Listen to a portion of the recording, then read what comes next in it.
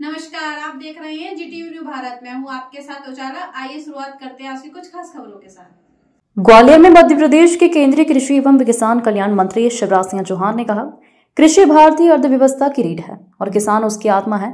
किसानों की सेवा हमारे लिए भगवान की पूजा है। कृषि में उत्पादन लगातार बढ़े, लागत घटे, उत्पादन का ठीक दाम मिले, प्राकृतिक आपदा में राहत मिले, कृषि का विविधीकरण हो और धरती आने वाली पीढ़ियों के लिए भी उत्पादित करती रहे। इसका प्रयास प्रधानमंत्री मोदी के नेतृत्व में कृषि विभाग लगातार करता रहा है। गेहूं हमारी प्रमुख फसल है। गेहूं अनेकों तरह की कठिनाइयों का सामना कर रहा है। जलवायु परिवर्तन, बढ़ते हुए तापमान के कारण यह आशंका व्यक्त की गई है कि गेहूं का उत्पादन घट सकता है। प्रधानमंत्री मोदी के नेतृत्व में पिछले 10 साल में लगभग 44% उत्पादन फसलों का बढ़ा है और गेहूं के उत्पादन में भी हमने नए रिकॉर्ड स्थापित किए हैं। लेकिन आने वाले समय में हमारे सामने जो चुनौतियां हैं, उनका मुकाबला करते हुए हम ऐसी किस्मों का विकास करें जिससे गेहूं का उत्पादन लगातार बढ़ता जाए। बढ़ते तापमान और कम पानी में भी कैसे गेहूं के उत्पादन को और हम बढ़ा पाएं, इसकी कोशिश भी हम कर रहे हैं। भारतीय अर्थव्यवस्था की रीढ़ है और किसान उसकी आत्मा। किसानों की सेवा हमारे लिए भगवान की पूजा है और कृषि में उत्पादन लगातार बढ़े, लागत घटे, उत्पादन का ठीक दाम मिले, प्राकृतिक आपदा में राहत मिले, कृषि का विविधीकरण हो और धरती आने वाली पीढ़ियों के लिए भी अन्न उत्पादित करती रहे। इसका प्रयास हमारे प्रधानमंत्री श्रीमान नरेंद्र मोदी जी के नेतृत्व में कृषि विभाग लगातार करता रहा है। गेहूं हमारी प्रमुख फसल है और जौ का भी अपना महत्व है। गेहूं अनेकों तरह की कठिनाइयों का सामना कर रहा है। जलवायु परिवर्तन के कारण, बढ़ते हुए तापमान के कारण ये आशंका व्यक्त की गई है कि गेहूं का उत्पादन घट सकता है। एक जमाना वो था तब हम अमेरिका से PL 480 लाल गेहूं आयात करके खाते थे।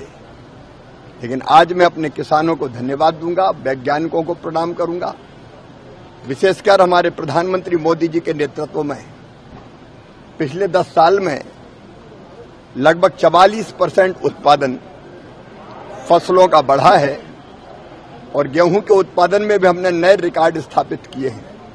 लेकिन आने वाले समय जो चुनौतियां हमारे सामने हैं, उन चुनौतियों का मुकाबला करते हुए हम ऐसी किस्मों का विकास करें कि जिससे गेहूं का उत्पादन घटे ना, लगातार बढ़ता जाए। हमने गेहूं की कई नई किस्में हमारे वैज्ञानिकों ने विकसित की है। उनमें बायो फोर्टिफाइड फसलें भी है जो पोषण के लिए बहुत उपयुक्त है।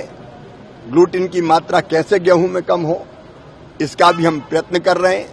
बढ़ते तापमान और कम पानी में भी कैसे गेहूं के उत्पादन को और हम बढ़ा पाएं, इसकी कोशिश भी हम कर रहे हैं।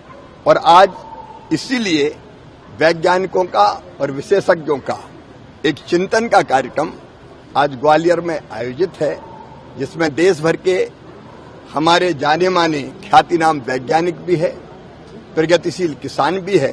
तो आज हम यहाँ गेहूं पर भी चर्चा करेंगे और गेहूं के साथ साथ हम जौ पर भी चर्चा करेंगे। जौ एक बहुत महत्वपूर्ण फसल है पोषण की दृष्टि से, जिसका अत्यंत महत्व है।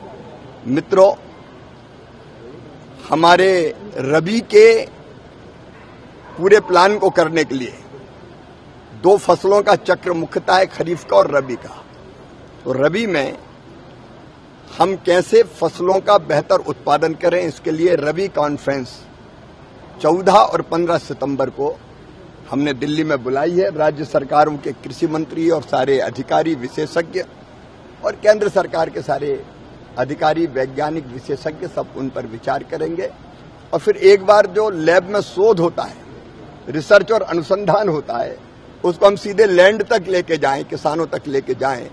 इसके लिए पहले विकसित कृषि संकल्प अभियान हमने खरीफ की फसल के लिए भी चलाया था।